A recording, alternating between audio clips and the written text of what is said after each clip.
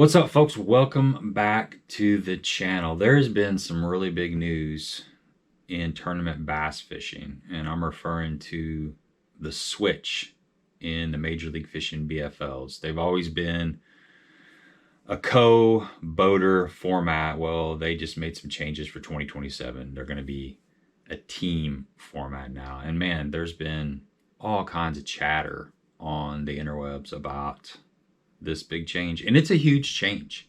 I had Chris Johnson on the live stream recently, and we kind of dove into this. You know, Chris has been fishing tournaments forever. Back in the early days, it was the Red Man, and they had boater on boater draw. And then I think around 2000 they switched to the co-angler boater format, and it's been that way ever since. Well, the numbers have been dropping.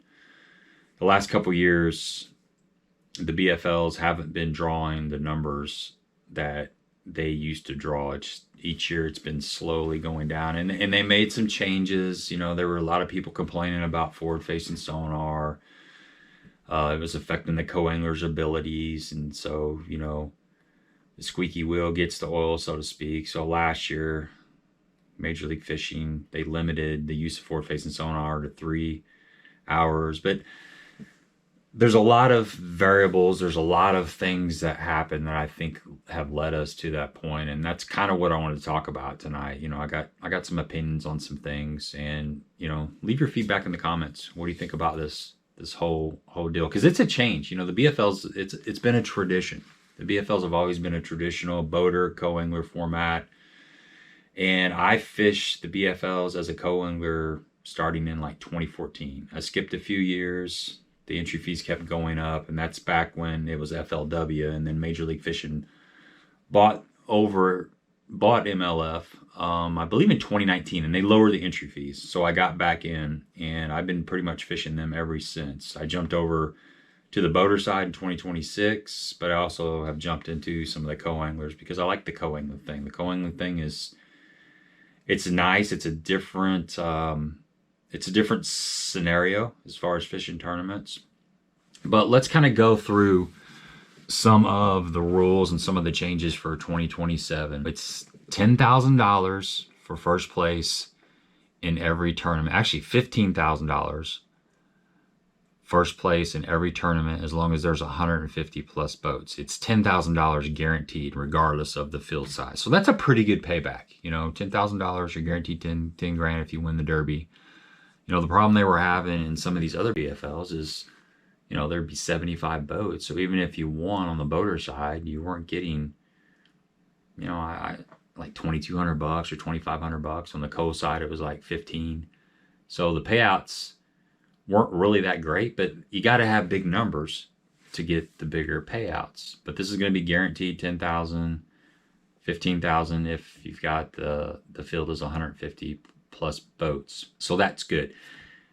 It was $200 for the boater and $100 for the co-angler. Now as a team series, they bumped it up to a $500 entry fee. So the entry fee has went up. But in a team format, if you got two guys fishing, you split that cost. So it's $250 a head. There's also the option to fish solo. And I'll just go down through all these changes first, and then we'll kind of talk about some of the pros and cons of each one of these changes. So the top 30 finishers, the top 30 teams from each division qualify for an All-American championship. There are 5 All-American regions. Basically, the All-American is the same thing as what the regionals were. You know, they're not really having an All-American like they used to. They're just calling the regionals the All-Americans. You go down and look at, you know, the different details. You know, the winners of the All-American, the boater, I guess the guy that signs up as the boater, he gets to fish the Red Crest, which that's nice. That's a good perk. I mean, that's a very lucrative tournament. And the person that's registered as a non-boater gets to fish the Toyota Championship, which is another really cool tournament. There's no entry fee in the I believe as of 2026, you had to pay, I don't think you did have to. You had to pay in the regionals, but maybe you didn't have to pay in the All-American. So regardless, there's no entry fee in the All-American. Like I said, the entry fees are $500. Payouts are decent. It's a business, so you got to kind of the margins. You got to do the margins, but let's just dive into the details. I'm sitting here rambling. You can go on Major League Fishing and you can kind of look at what they've posted out there and kind of check out the rules. Now, as far as the divisions, they haven't announced the divisions. Typically, they put out the schedule after all the super tournaments have been fished, which is kind of the end of September, maybe early October, sometime around that time frame. You'll probably see these divisions, the scheduling come out. And let's start there. I think when you're an organization, Major League Fishing is huge, but when you're stepping into an area of tournament fishing that already has established leagues or established there's other team trails out there that are already established, and they have a loyal following. They have a pretty good payback system, so they're going to have to get the scheduling right, in my opinion. You take, let's just say, Anglers in Action. Anglers in Action fishes Lake of the Ozarks. They fish Table Rock, Grand Lake. They're a pretty popular team tournament organization that has been, they've been doing it for quite a while. They have a really loyal following. Their tournaments are, I believe they're like $300 entry fee. It's a team format, $300 entry fee, but they guarantee $10,000. First place is $10,000, and they pay out pretty good. They got a couple big bass places. They have a championship at the end of the year, and it's a really popular team organization. So you got that one. You've got the Ozark Mountain Team Trail. I think they pay out a new boat. It's like a Nitro, maybe Z18 or something. It's like a $40,000 boat. So first place in all those tournaments is $40,000, and it pays down pretty good. And their entry fee, I believe, is right around $300, something like that. And then you got like the Alabama Team Trail. It's another super popular trail. It's $1,800 for 5 tournaments. So it still shakes down to being less than $500. Decent entry fee, but you're winning $15,000 for first place. So what I'm getting at is Major League Fishing is stepping into an arena and competing with other organizations that already have an established team format, and they're paying out pretty good for first place. So they don't want to schedule on top of those other established team tournaments. They're going to have to really, in my opinion, they're going to have to really pick and choose where they lay out all these tournaments as best as they can. There's only so many days in the calendar. There's only so many weekends. These are weekend tournaments. There's only so many times you can lay those out there. But they're really going to have to pay attention to that, in my opinion, because a lot of guys aren't going to stop fishing these other big team tournament trails to fish the BFLs. They're established in them. They like the format. They're comfortable with it. So they've got that competition to deal with. In 2026, Major League Fishing implemented a 3-hour forward-facing sonar rule. And I think that hurt them, to be quite honest. They were trying to appease the co-anglers. There were a lot of co-anglers that were complaining. There were a lot of kind of veteran fishermen that didn't like forward-facing sonar. So they listened to a lot of that. And, I applaud them. You got to listen to your customers.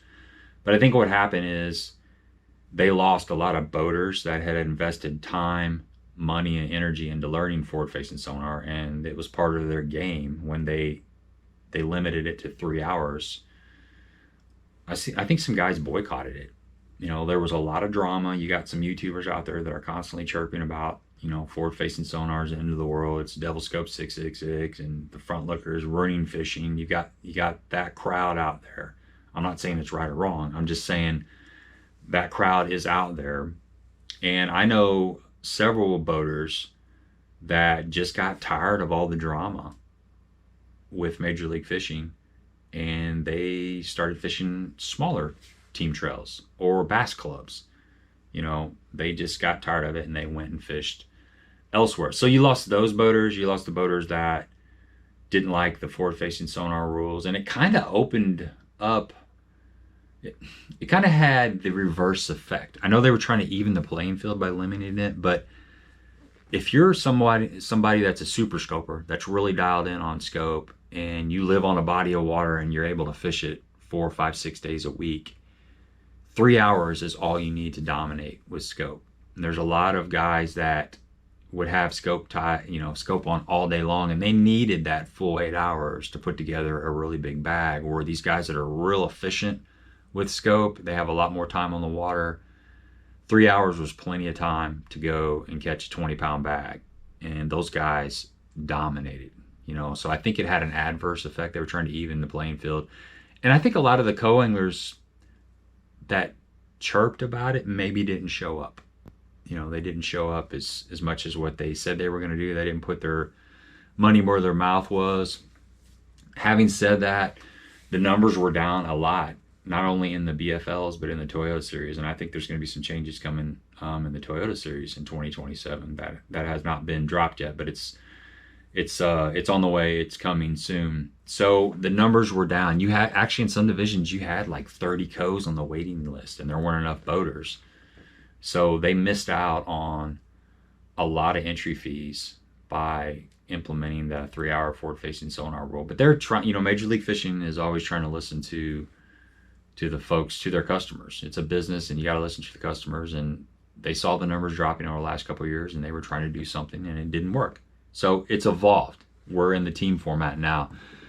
One of the things that hasn't really been talked about, and Chris and I discussed this on the live stream the other night, and it is the transformation of the anglers. Back in the day, the BFL was kind of like, it was a stepping stone. You were a co-angler, you didn't have a ton of experience fishing tournaments, you got into the BFLs, and you were able to fish with a boater, get some experience, learn the lakes, see how people, time management, how they attack different sections of a lake, just navigation on a certain lake. And after you did that for several years, you got more comfortable. Maybe you saved up for a boat, you got a boat, and then you moved up to the boater. You moved up to the front of the boat. Well, we have high school fishing now. We have college fishing. That's been going on for 10, 15 years. So a lot of these guys and gals that fish the high school tournaments and then they fish the college tournaments, when they come out of college or even out of high school, they've already learned so much that they skip right over the co-angler aspect of it. A lot of these folks are used to fishing out of the front of the boat, and they fished a lot of different lakes around the country. They fished a lot of different styles of lakes. They're totally comfortable with fishing a tournament.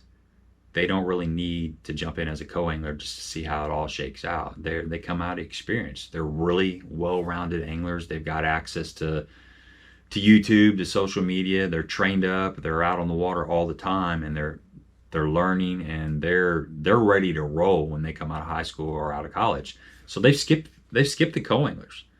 There's a gap there. They go straight to the boaters. So that's something that has changed. I don't think that the BFLs are quite the training field like they used to be, say 10, 15, 20 years ago. Now, as far as the co-anglers, man, that's one of the co-angler thing is kind of a legacy deal. As far as them getting rid of the co-anglers, I'm not a big fan of that. It's being a co-angler, I met a lot of really cool people. Got a lot of friends that I've met by jumping in the boat with them and spending time with them. And there's going to be a void where there's folks that work a lot. They don't have time to come down and, practice on a lake. They can pay the entry fee as a co-angler and just jump in a boat with somebody and go fishing. There's folks that can't afford a boat. The co-angler aspect is a way that they could actually get some tournament experience. They could spend, time out on the water with somebody and get that tournament, get that competition, that, scratch that itch. That's gone. Now, there were some co-anglers that were just as good as any of the boaters out there. And, they're pro co's. I might have been guilty of that a little bit. But there are some that are way, way, way better than me that are winning all the time. So there's those guys, but there's also the guys that didn't have the funds or time to actually compete as a boater, and they're not going to have the opportunity. They're going to have to come up with a team partner. You know, they're going to have to find somebody that's willing to take them in and offer them their boat and team up with. And I'm sure that's going to all shake out. There's been a ton of posts on social media about co-anglers looking for boaters already. So that's interesting to see all that happen. But I think the downside of this is, you know, it's been a legacy. It's been a tradition, and that's going away. Having said that, Major League Fishing is a business. They have to have a sustainable business plan to stay in operation. And this is, you know, it's a logical next step. I like the ideal of the team tournaments having unlimited forward-facing sonar.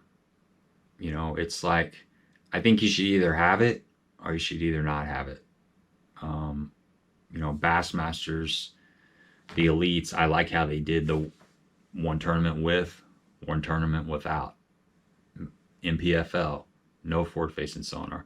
I really think that the 3-hour rule, it works in the BPT format because they have 3 different periods. It works, that's probably the ideal situation for the limited forward-facing sonar. But as far as the BFLs and even the Toyota series, I think it should be either be all forward-facing sonar, none, or every other tournament, not just a little bit during the tournament. That's always confusing. You're trying to practice for, you know, different ways of fishing. You're trying to manage your day towards the forward-facing sonar period. It was a distraction. Forward-facing sonar is not going away, folks. I mean, we can badmouth it and we can say how much we don't like it, but it's not going anywhere. It's integrated into fishing, and it's going to be what it is. So I like the idea of having unlimited forward-facing sonar. That keeps the cheating down to a minimum, and that's another thing that's going to be interesting to see how this all shakes out, because you've got some folks that are going to fish as a team, but you're going to see a lot of people jump in as a solo. They're going to pay $500. They're going to fish by themselves, and these are going to be probably the best guys on the lake, and you're going to see those guys do really well. And anytime somebody dominates, there's going to be accusations of them cheating. And with only one person in the boat, there's going to be room for, you know, your mind going somewhere else because this person's dominating. The only reason they're dominating is because they're cheating somehow. I'm not saying that they aren't, but that's going to be something that Major League Fishing is going to have to address. I don't know how they're going to do that. I don't know if everybody's going to have a camera. If you're solo, if you're going to have a camera running all the time. But, you know, cheating can happen even in a team format. But I think the solo format, if you're fishing by yourself, that just opens up a little more nuance, a little more, you know, just there's going to be some people that are going to say that those guys that are dominating are cheating. And they're going to dominate. Those guys that are going to fish solo, that are really good with forward-facing sonar, you're going to see them at the top of the list. But they're up there already in the BFL format. So they're just folks that are putting in the time, and they're out there learning their craft. And that's just going to be the way it is. So I don't know. What do you guys think about this? You know, the payouts are a little bit better. The entry fees are a little bit higher. $10,000 first place, 5 All-Americans. Each of the All-Americans, they're giving away like a 21-foot Phoenix. So if you win an All-American, that's nice. I mean, it's a good setup. I think it's interesting. It's gonna take a few years to see if it really sticks. But I think one of the most important things is they're gonna have to get the scheduling right. I'm looking forward to it. I don't know that I'm gonna fish them or not. You know, I'm not really sure. I haven't ruled it out yet, and I haven't committed to it. I'm kind of waiting to see what the schedule looks like, what the divisions are, and then we'll go from there. So that's all I got for you. I just kind of wanted to address that, and let me know what you guys think about that. Until next time.